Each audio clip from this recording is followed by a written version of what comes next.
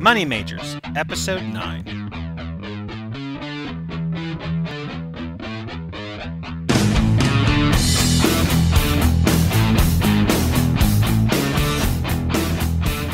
Welcome to Money Majors, your podcast by young entrepreneurs for young entrepreneurs. I'm Jonathan Posey. And I'm Garrett McNamara. That is Garrett McNamara over there.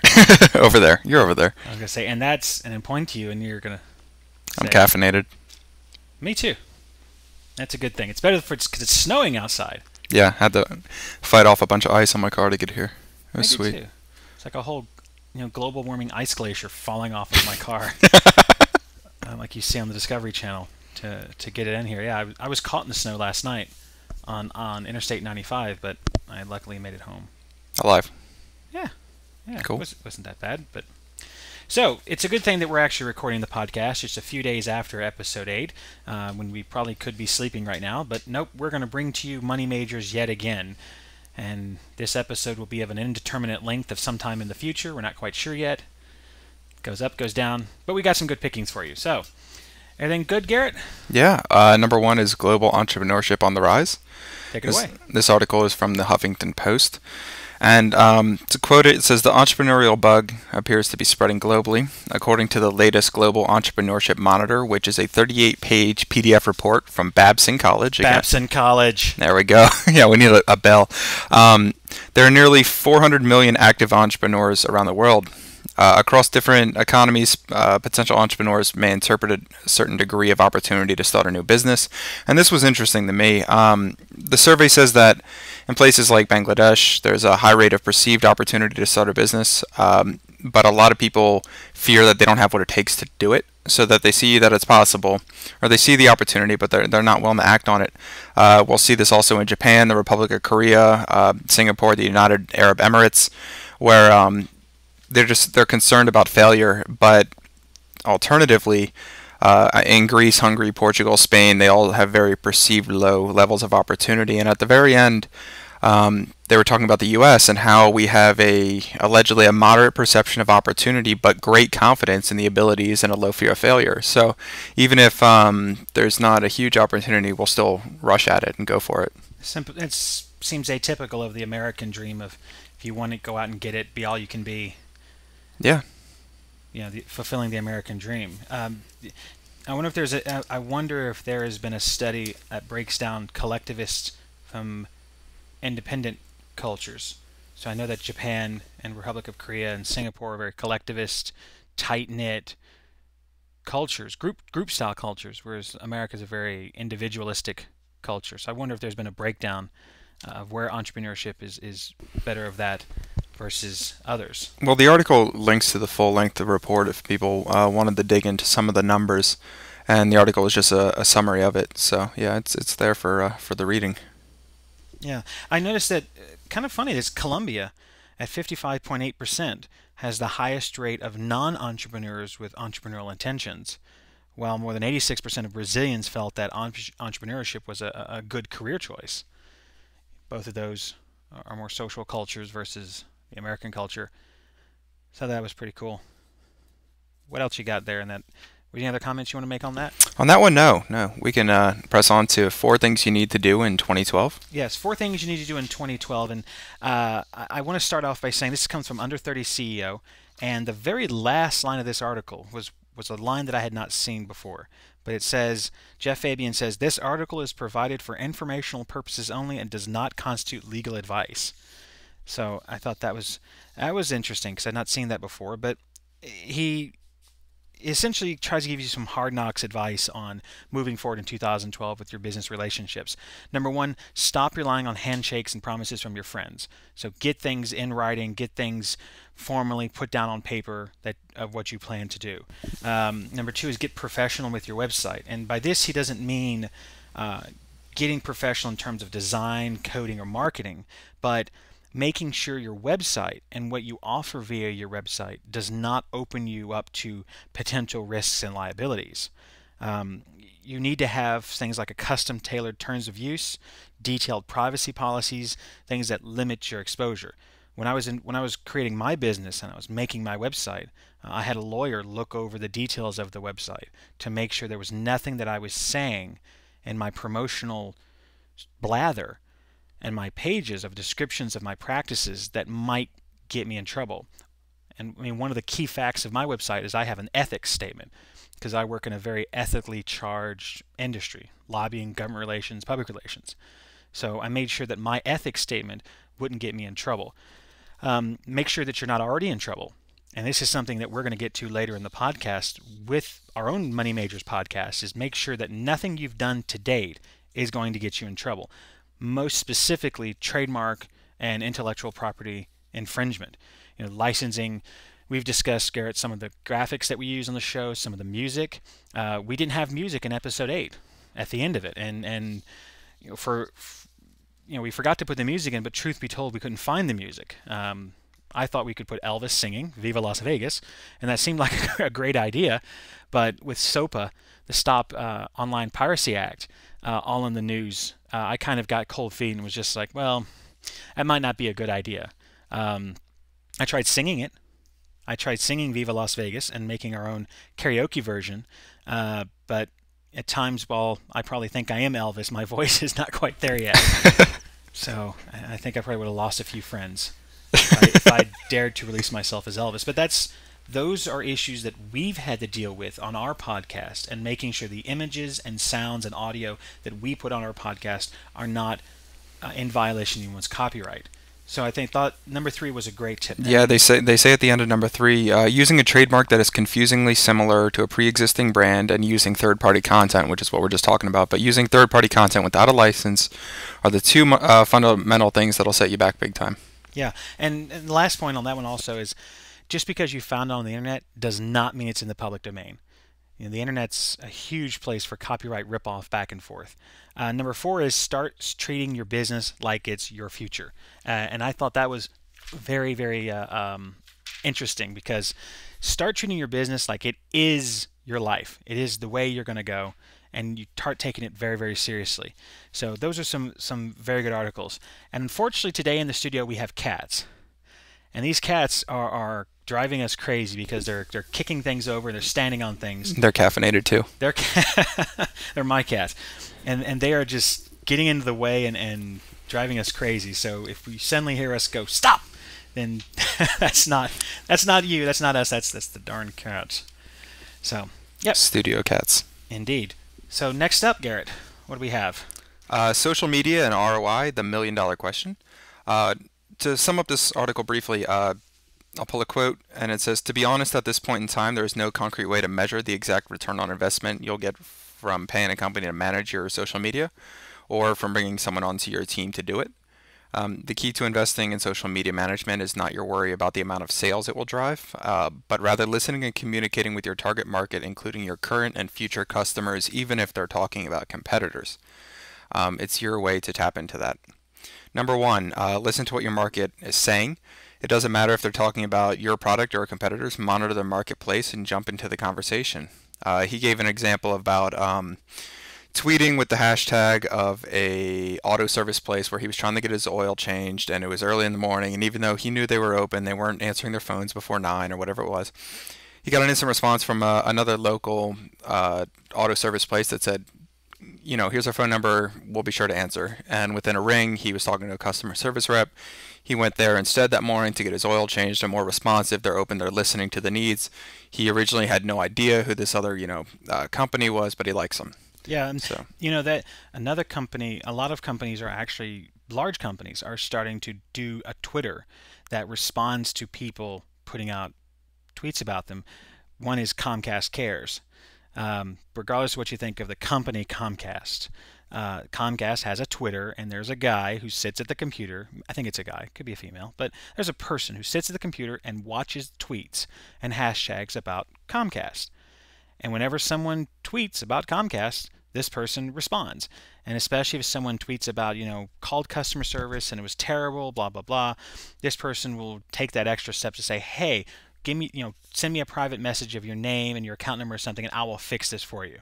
So that's a wonderful idea of actually listening to what your customer is saying. We do that. Yeah, instead of just like pushing out your new content or, oh yeah, you got this new contract sort of thing. That's kind of a useless I mean, that's nice that you're updating everyone, but that's kind of a one-way street. And actually, what John was just saying is at the end of bullet point number two, saying that you'll be surprised how far this goes in terms of responding to customers.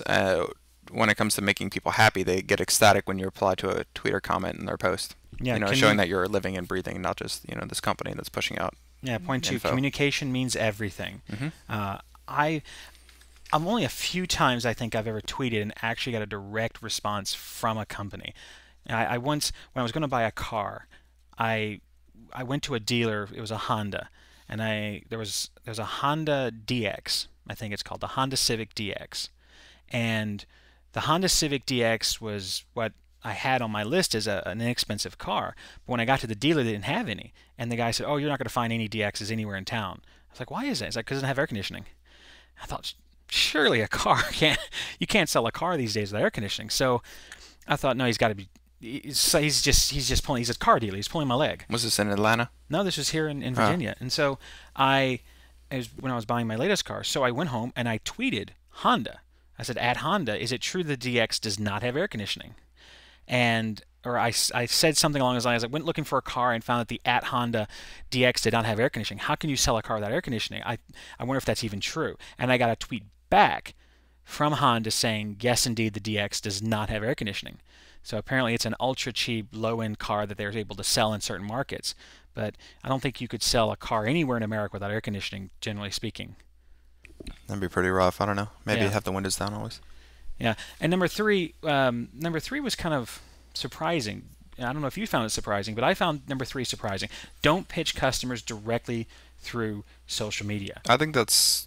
I didn't find it too surprising because I understand the point that they're going to make here, which is customers are trying to just enjoy themselves at the end of the day or something on their favorite social media platform, and they don't want to be bombarded with advertisements where they're already being bombarded throughout the day. This is kind of their downtime. They don't want to hear about it. Maybe, I think about that company Client Magnet, and I think about maybe don't pitch customers, I guess, for things directly through social media, but I've seen plenty of companies who mention things in their social media, coupons, or they announce new products or specials in their social media, because you have to follow these people. They don't just pop up out of nowhere. You have to follow Target. You have to follow Gap on Twitter. You have to like their Facebook page to actually see these updates. So maybe it's you don't reach out individually to customers and try to sell them over the social media, which they said is second only to yelling at your customers. I've been yelled at by a company through social media, and it's fantastic. Nice fire hose. Yeah, the end of three is saying the point of social media is to allow first-hand users to do the pitching for you, and that will lead to a sale. Yeah, fair enough. Cool. Yep, moving along from the Arab news, Saudi Arabia is banking on a strong entrepreneurship culture. Nice international story. Essentially, Saudi Arabia is among the most competitive countries in the number of days that it takes to start a business, at an average of just 5 days in 2010, representing pretty much a fall. It used to be 59 days in 2005 to get a business started in Saudi Arabia. Now it only takes 5. Almost 3/4 of Saudi entrepreneurs interviewed for the survey in this newspaper by Ernst & Young said that access to funding is just not a constraint, and they have easy access to capital in the kingdom. I thought that was really, really interesting just because of also the politics involved. You have a very oil-rich nation, and we won't get into the politics. And for full disclosure, my first degree was in political science, focused on Sino-Middle Eastern foreign policy. So there's tons I could say about Middle Eastern economies, but I won't. But being that it is an oil-rich nation that has a lot of free-flowing money in there, I thought, well, that's really cool, though, that they're saying, well, let's use some of this free flow of money that we get from the sale of oil to go start a business. The cost of starting a business is quite low in Saudi Arabia, at only 7%. So that was very, very interesting. And they also dumped 9 of the procedures needed to start a business, and so they're down to just 4. So pretty drastic there, and that's the reason we're seeing a business in 5 days versus 59, and ready access to capital and everything. Yeah, I mean, and I've kind of seen this in the past when I worked on natural resources based clients in countries that are rich in natural resources but have a comparatively low socioeconomic status. That some of the countries that have the lots of natural resources and they have a lot of mining going on, they are deeply concerned about what happens when the mine is exhausted. And so some of these countries we see are trying to move more into entrepreneurship while they have the going is good.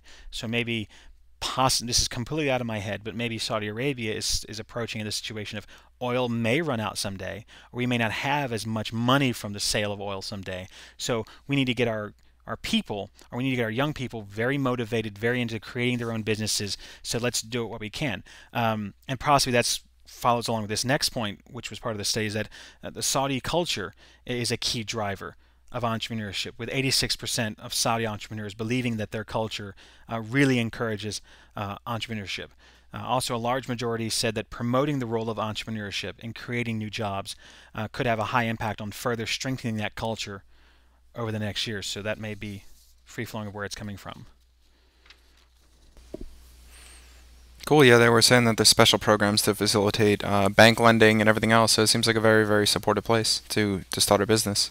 Yeah, and we move on to another great international article. Chilean entrepreneurs began a workshop in the Silicon Valley. A team of some of the most gifted Chilean entrepreneurs have begun a month-long workshop in Silicon Valley to develop their abilities in the field of venture capitalism. I thought this was really interesting. Yeah, sponsored by the Chilean Economic Development Agency, Corfo, and administered by SRI International, the program's participants were chosen from among Chile's top universities. They're coming from diverse backgrounds such as information technology, energy, biotechnology, etc.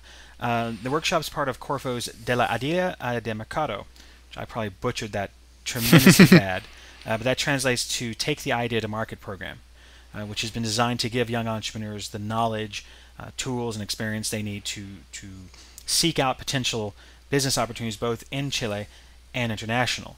So that was pretty good. So you have companies here in America going out and saying, come to America, let's come to our Silicon Valley.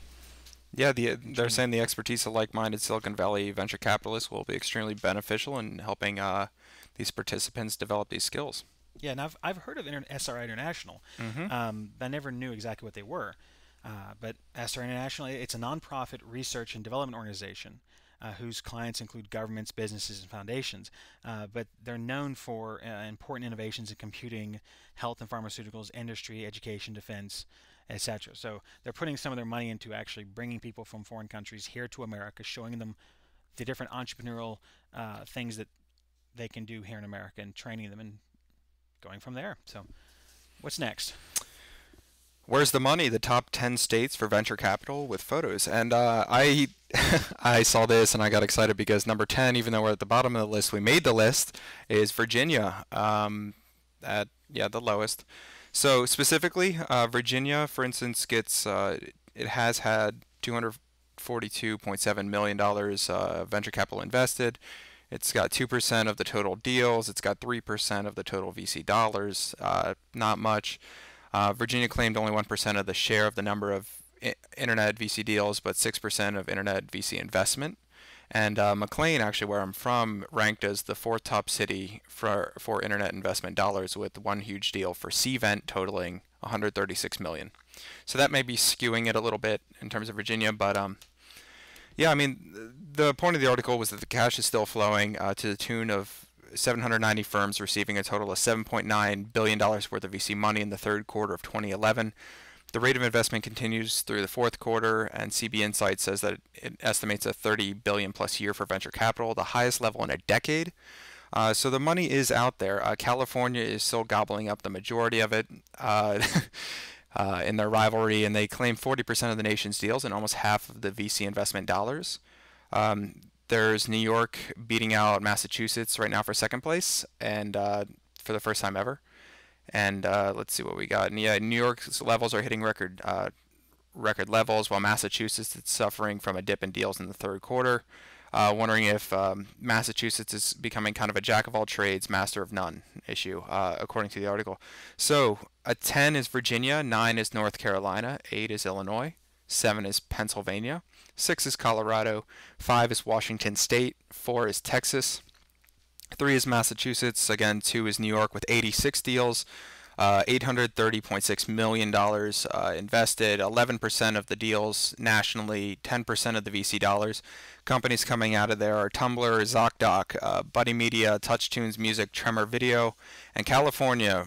Boom, big, 315 deals, 3.83 million. Again, top of the scales for the whole nation.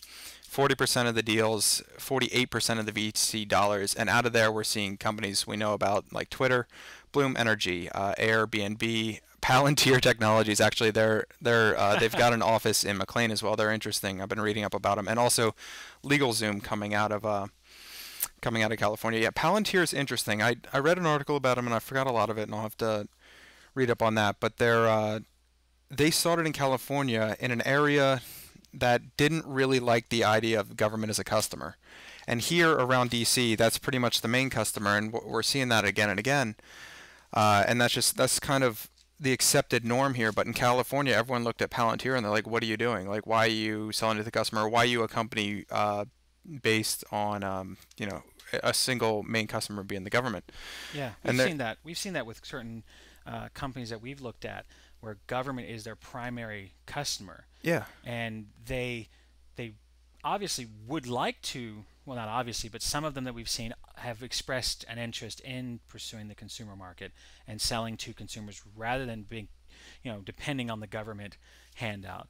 But they're having trouble making that switch from government to consumers. Yeah, Palantir is just purely government, and they were kind of a misplaced company when they started in California. Everyone's like, "Who is this oddball?" So, but they're doing extremely well.